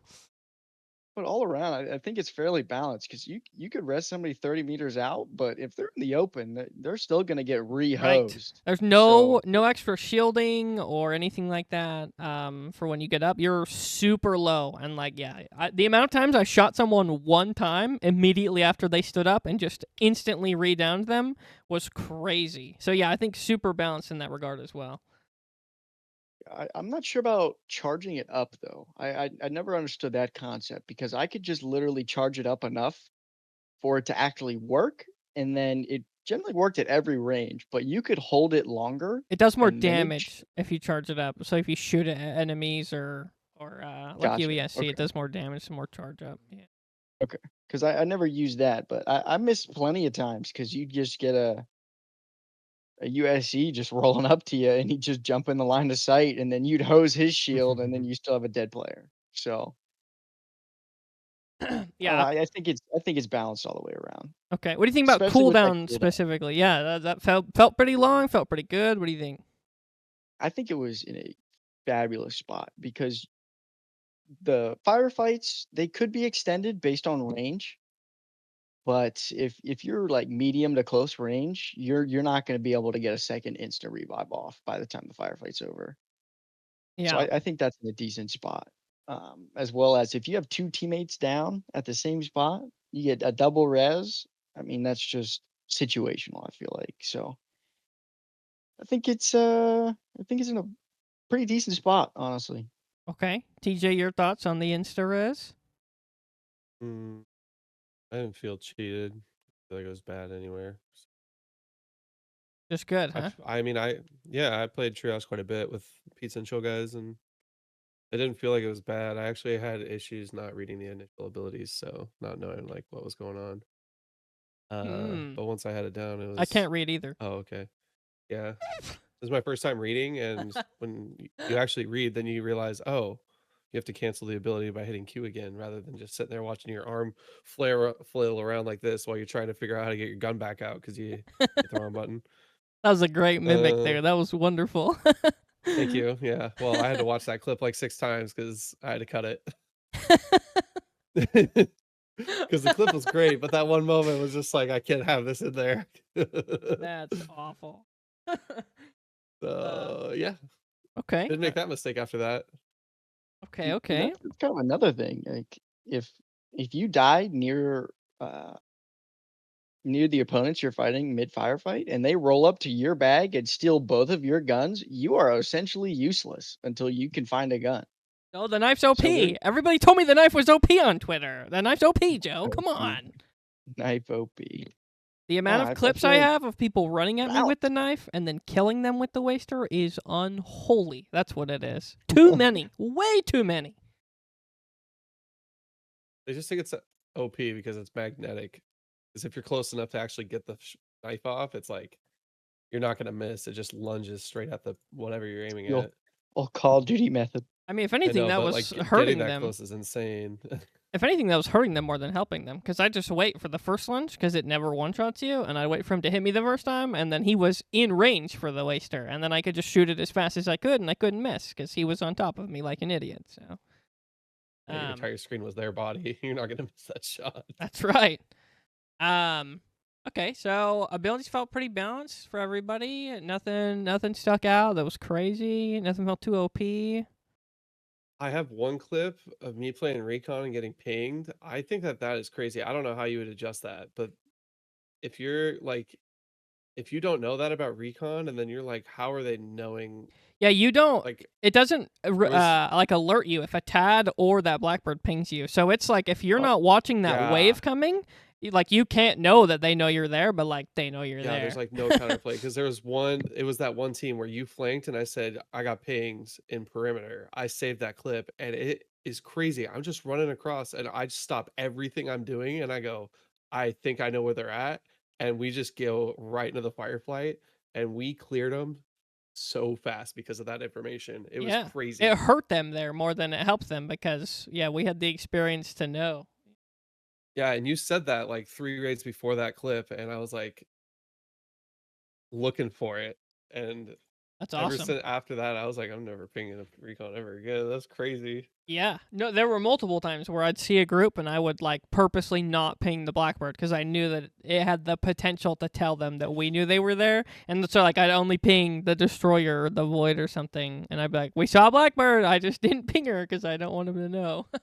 But Yeah, I think that was like the only crazy. I think that everything else was pretty balanced yeah, I think for Recon. I think the Destroyer's pretty OP. Search and Destroy just highlight. Okay, so Void is the most OP character in the game. He has the most aura. He's the most popular. We all know he's the best shell, right? When he drops his smoke and his invisibility, between those two, it will make it so he cannot be seen by anything in the game except one. But smoke will block line of sight, and then the smoke will also block pings. And then his invisibility cannot be seen by thermals, and then his invisibility can also not be seen by pings except for the Tad and the Blackbird ult. But like the sonar grenade and stuff won't set it off. So if you're invisible and you're in a smoke, you're like pretty unseeable, right? Besides like a human eye up close who can like see you, but you'd have to like be in the smoke. Now there's one thing that negates all of that, and it's called Search and Destroy. And I press that button, and through the smoke and through the invisibility, I get a red box on the Void. And I have a clip, dude.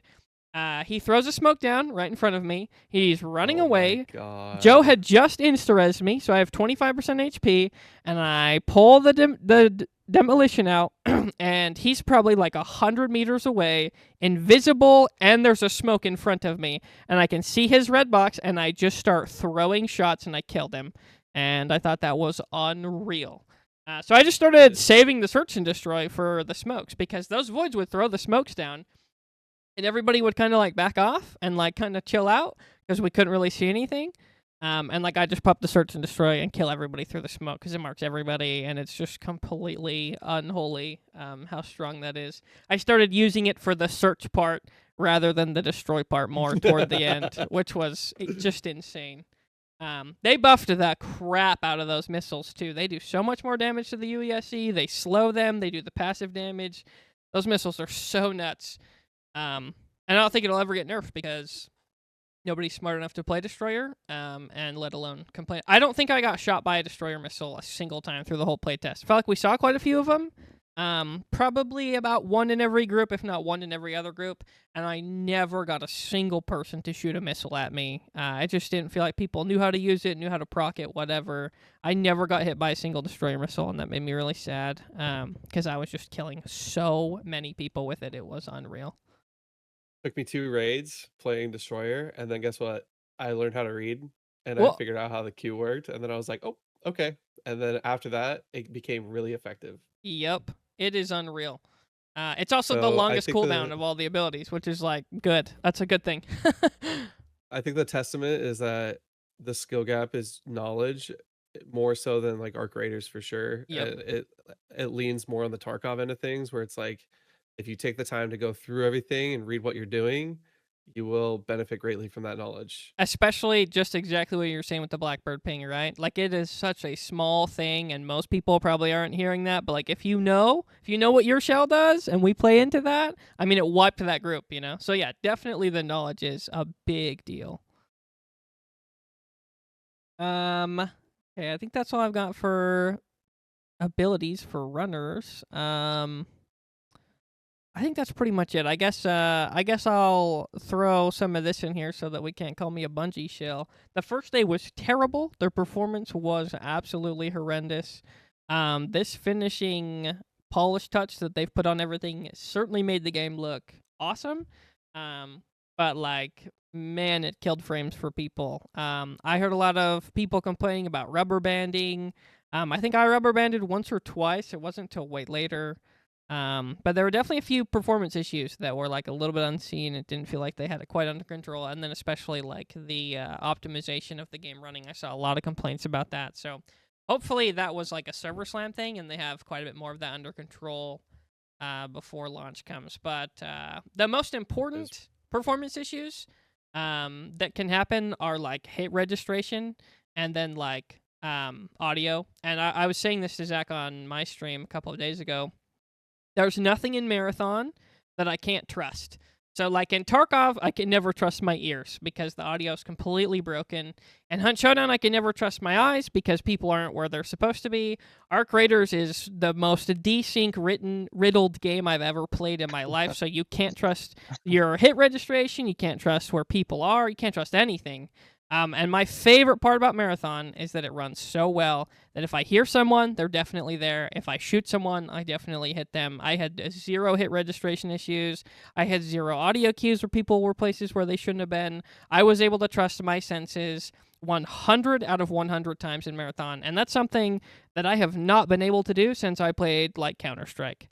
And I think that's a huge thing that has Marathon going for it as an extraction shooter. It's the first one we have that like actually just works across the board, and you can like trust what you're feeling, what you're hearing, what you're seeing.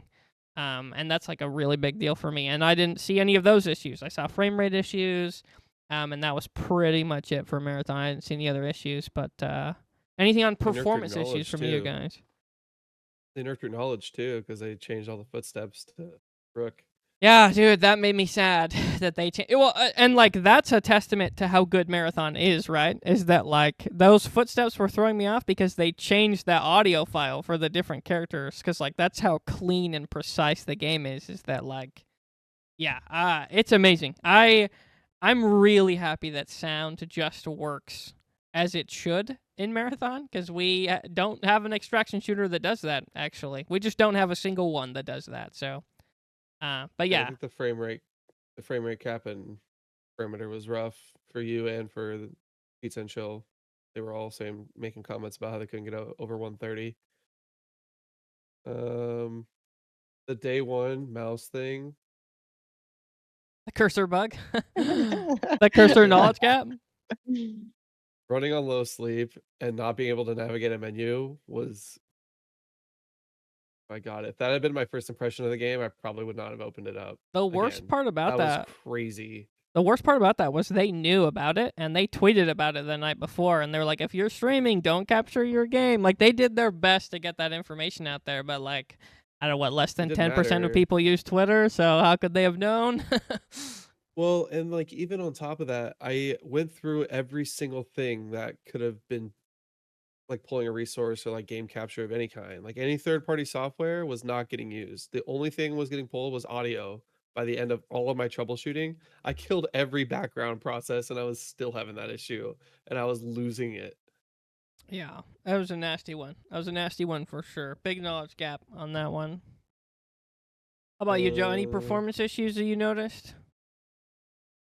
Uh, Or just good for you? Bungie show? it was really just perimeter. Honestly, the first like day and a half, it struggled, and then we started playing a lot more perimeter towards like the end of Server Slam, and I was running back up to over 100 frames. Yeah. So That will be my Bungie shell for this segment, is that I think they got 90% of it under control by that fourth day. So I think we get a couple weeks in here. I think if there are any issues, it's going to be cleaned up real quick. So any final notes on... I never had the mouse thing, old controller King shout out. Joe. Okay. Never had a. There's a never had solution mouse to every problem. problem. This one was just pick up your PlayStation controller. Very nice. Joe, it was so Like- bad in game. It bled into like my actual gameplay. I had to use a controller to extract out of our first raid. I had one next to me for Rocket League. I plugged it in to walk out because I could not do anything.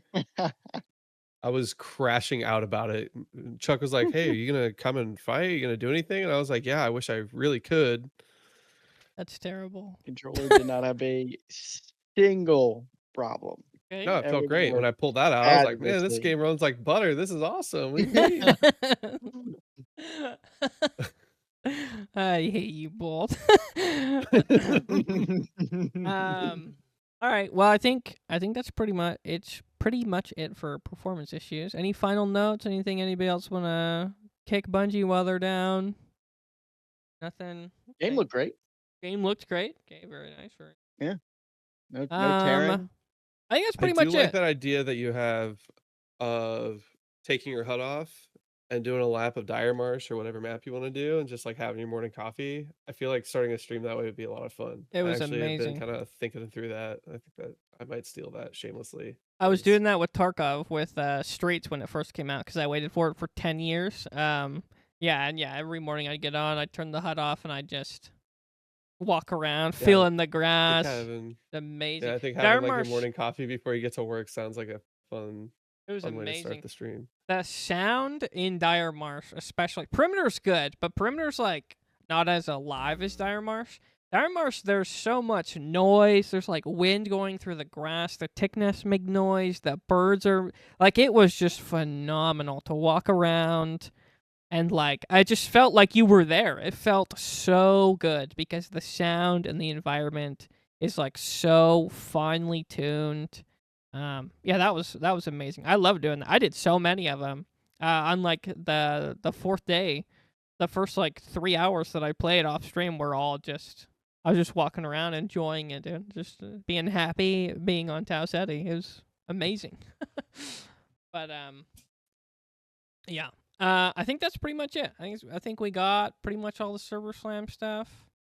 Nothing else is important here, so I think we're good. Way over time per usual as we do it around here. So overall, maybe let's do a quick rating for Server Slam. Let's go out of 10. Joe, you want to start? What's your rating for Marathon Server Slam? A solid 9. A 9 9 out for of sure. 10. Holy, that is high. Nice. Okay, how about you, That is really TJ? high. Put it like a 7. I think it's higher than what everyone else was doing, but like the navigation issues and just like all the stuff, but they did fix it. So I think it's I Didn't think have it's them. yeah, get out of here. I think that the experience of the server slam itself was a 7, but I still hold that this game is like the launch is going to be amazing. Okay. I think I give the performance of Server Slam, like day 1 was like a 6. By the time we got to day 4, I think we were right up to an 8 or a 9. It was running perfectly as intended. So I think I'm probably right there with Joe. I think I'm giving it a 9. I can't think of anything in this world that runs as good as Marathon, is competitive as Marathon, feels as good to play as Marathon, has as much content as Marathon. And the games that come to mind are stuff like Tarkov, League of Legends, Counter-Strike, on that performance side, which is really what Marathon has going for it, is how well it runs. Which is why I was so disappointed with the performance issues at the beginning. So you're not gonna beat the Bungie shill. yeah, probably not. It's Probably never not. Which happening. is funny because like a week ago, I was literally beating on Halo 2, Halo 3, Destiny 2. I think all those games are kind of trash. But yeah, incredibly impressed with Marathon, and I really can't say enough good things about it. I have yet to hear someone give me like a real criticism about the game. What I hear is like, I don't like the art style, the UI system was too hard for me to navigate, and I was too stupid to figure out ammo and meds. And like, that's it. That's all I hear. Or we're crying about balancing with guns over a complex system that they don't understand from people who don't play competitive shooters. So most of the complaints I hear are completely garbage, and now we're listening to, and I have yet to hear someone give me a valid criticism of the game. And tell me how you really feel about it, Chuck. I'm excited for the day that somebody gives me one. You know, I'm excited for when somebody finally says a real criticism of the game. But hopefully it'll be next week. You know. But anyway, that's it for this one. Yeah, we'll be back with another one after launch. It'll be sometime around this time next week. We'll have a good week of Server Slam under our belts. Maybe TJ, give us your schedule. You're gonna be on and streaming Thursday, Friday, Saturday, Sunday, sort of a deal for launch. Yep. Get some good hours in. Hopefully hit level 50, right? That's what we're shooting for. Yeah, week 1. Easy. Okay, very nice. Well, yeah, come check out TJ on stream. He'll be live. He'll have a ton of viewers. He's great to watch. Pizza and Chill's our favorite. And that's it. That's it for this one. So we'll see you guys next week. Thanks for being on, Joe. No problem. Thanks Great for joining, time. Joe. Thanks for hanging out, man. Of course. All right, we're out of here.